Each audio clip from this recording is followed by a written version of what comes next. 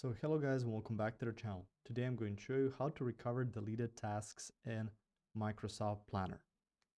Now there's a few ways you can bypass deleting tasks, but if you delete it, make sure that you're absolutely certain that you don't want to see that plan anymore.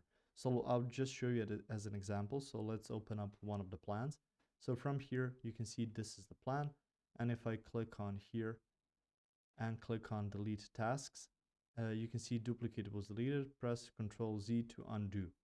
So if I click on Ctrl Z, it's going to undo of last action.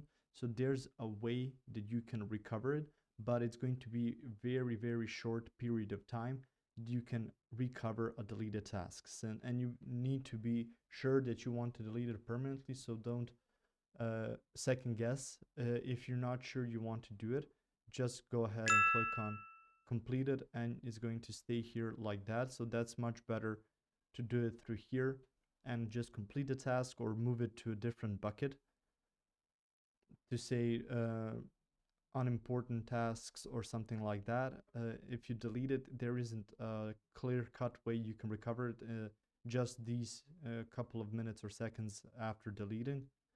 But just make sure that that is something you want to do, since deleting the task follows some consequences and there isn't a clear way to recover it once it's gone, unless you just click on Ctrl Z right after deleting that task.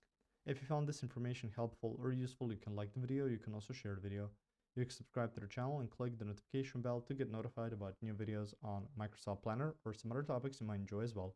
Thank you very much for watching this video, and as always, I will see you guys in the next one. Goodbye.